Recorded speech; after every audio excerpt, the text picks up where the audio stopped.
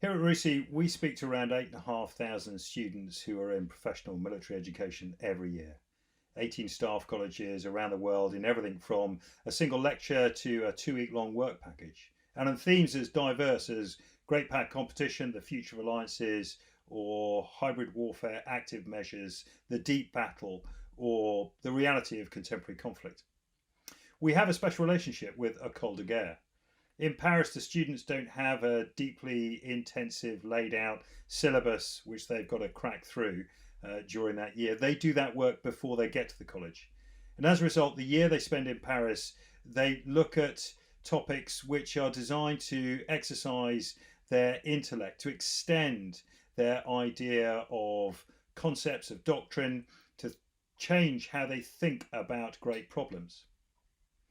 We've been privileged over the past 3 years to set them a series of challenges every year, and in conjunction with the English department there, the students spend their year looking at a selection of topics that we give them and deciding to write a dissertation, thesis on one of those topics.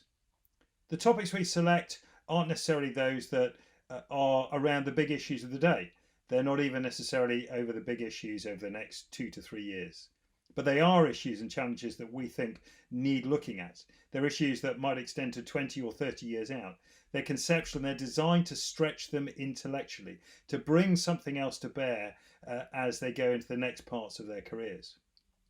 Now, normally, at the culmination of their presentations, at the end of their academic year, the students present their findings and their paper to a panel who then challenge them, question them, and generally dig into some of the detail that sits behind it to really push them and challenge some of the debating skills. And again, they do this in English.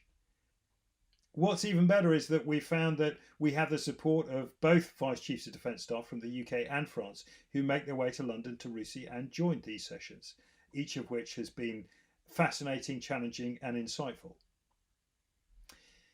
This year, of course, that wasn't possible. It wasn't possible for the students to come to London to present or to bring people into a big room to do the challenge sessions. So we did it virtually. And we weren't able to bring a whole variety of others to come and view what they saw. So instead, we did it virtually. And the attached presentations that you can see in the following clips are the findings of the students and their papers. The students are really to be congratulated for what they have delivered. It's quite astounding not only that they've achieved this in a year, but in a second language and delivered a paper as well as a compelling and good presentation at the end of it. The whole range of topics that we gave them for the last year were everything from the reliance on logistics, proxies in space, the morphing of cyber and space challenges, contested theatre entry. But perhaps the two most interesting presentations that you'll see were on, firstly, the concept of parity in military terms, and secondly, the changing rules of warfare and what they mean for the future. The students of both of these presentations really excelled themselves, and we're really grateful to the support from Rob Johnson at CCW and numerous others who helped them through what is a difficult intellectual period for them. We really enjoyed working with them and hope you enjoy the presentations that follow. Thanks very much for watching.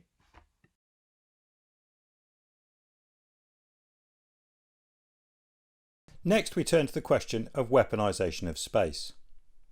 The Outer Space Treaty was aimed at preventing space from being used for conflict. Increasingly, however, C4I-style systems have become reliant on space-based platforms and technologies. Now, the very way Western militaries plan on fighting, dispersed and distributed, will be dependent on space-based systems. To some, this is only one part of the issue. Research and development, alongside threat perceptions and technologies being advanced by adversaries, notably with the advent of hypersonic weapons, may make the deployment of weapons systems themselves in space a foregone conclusion. What are the implications for a new arms race of weapons in space, and who is likely to prevail? Once again, we left this very much for the students to decide how they would tackle it and what topics around the weaponisation of space they would take. One team of students from Ecole de Guerre took up the challenge. Their presentation follows, and I hope you enjoy it.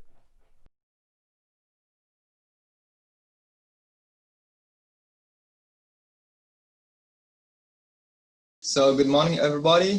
Sylvain and I will give you a small presentation, short one, around 10 minutes on space again, but focusing more on the threats, the cyber threats, and the non-state actor. Let's have a look to the agenda. First, we'll speak about space as an essential domain. Then a little focus on new space, which as an innovation of accelerator innovation. And this new space will also bring new threats. After, Sylvain will go deeper into detail about non-state actors and these cyber threats in space. And then to conclude, we pick up some recommendation of our research paper to show what could be done to mitigate some identified risks. So as maybe everyone knows, space is an essential domain. First for us, military, it is a critical capability for our operation. Of course, we use satellite for a lot of things like observation, taping, telecom, early warning, surveillance, and so on. So we can say that today we could not do military operation without space, without satellites. And space is also essential for civilian. People in the street may not know, but you use at least 20 or 30 times a day the space domain, the satellites. So this huge number is by itself show that space is essential. And this is the number of today, but tomorrow it will be even more because new technologies, technology of tomorrow's, such as autonomous vehicle, Internet of the object, will increase this number and will increase the dependence of modern society on the space domain. So that's why today we have a strategic competition in space. So just this slide to make a focus on new space. So what is new space? In fact, it's quite simple. It's new actor with a new model, a new vision. So everyone knows new actors like SpaceX. Look at what they did at the beginning of this month, Blue Origin. But we should not forget that it's not only those big actors, but we have a myriad of subcontractors, SMEs, that are also working in the space industry, in the space domain. And this new space brings a new model, a new vision, let's say the democratization of space access. Maybe it's a bad word, democratization, but meaning that, okay, the technology will go for people for development to let everybody access space with the Internet of the object. Everyone will be connected, but we think about space tourism and so on. And because there is a strategic competition in space, there is new actors, there is new models. Obviously, there will be new threats. So when with Sylvain, we focus on those threats. Okay, this slide just to show you all the threats that could be for the space domain. Most of them are in fact space-based. Only ASAT and cyber are ground-based, but all of them except cyber are, if you want, you need to master the space technology, the space techniques to have an impact in space. So what is really interesting with cyber, that's why we focus on that, is because with cyber, you can have an impact in the space domain without being in space, without mastering space technology, space technique. That's why we think that cyber will be for tomorrow one of the biggest threats for the space domain. And because it's cyber, it's quite easy to access, it's quite cheap. You will have non-state actor, malicious non-state actor that could access this capability and threaten the space domain. Yes, to get flesh and bones on that issue, I just wanted to insist on the fact that it's not science fiction, and the threat is in fact real. The other thing is that many experts say that we are focusing too much on countries and the state threats, just like Russia, China, and Iran, and that we are forgetting the really important threats. We are missing the obvious. We are missing that the fact that the cyber threat is proliferating at this time across all of the domains and through, of course, multiple malicious non-state actors. To give you the most striking example of that capabilities and that threat, I will go through the console hacking, the first example. Today, disabling a satellite through cyber means is possible. Access can be established via a specialized ground antenna, which sends commands to a satellite passing overhead. So of course, this could turn a satellite into a weapon, capable of generating a collision and space debris that would threaten space activities for all countries. The second example I would take is one of the most famous, I would say, is the GPS spoofing. I guess you have all in mind what happened in 2017 in Crimea and in the Black Sea, when the Russians used this specific technique, this spoofing attack, involving more than 20 vessels, and their automatic identification systems traces erroneously showed their position 32 kilometers inland. So this incident made civilian and military authorities realize that this technology could provoke chaos in multiple situations. And the most concerning is that this type of technology, these types of material is now made accessible in the military domain. And for example, there is evidence that Somali pirates can acquire such technology. So these terrorists could have the opportunity to make commercial ships go, of course, close to the coast of Somalia. So in that case, there is not only a risk of being raided, but also when they call for help from the international force, the locations they transmit won't be real. So in that case, the intervention force will actually reach a location where there's nobody there. A few words about the incentives and profiles of space hackers. And was one of the questions we ask ourselves: why a terrorist group will try to target space in the coming years? And it became so evident when we look at the effects it could generate if they took control of a satellite, or just put malware into a satellite and take control of a satellite and ram it into another one, trying to trigger this Kessler syndrome that would put all the satellites at risk.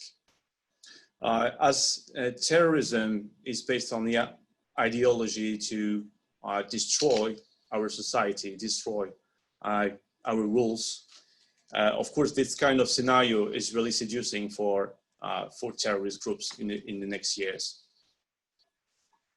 Another example is the state-sponsored hackers and false flag attacks. What is a false flag attack? That is a cyber attack, is when a hacker or hacking group stages an attack in order to fool their victims and the world about who is responsible and what their aims are. The techniques used, this type of attack, run the gamut that ranges from simply ensuring false claims of responsibility to emulating the tools, techniques, and even languages typically used by the group of nations the attackers are trying to frame.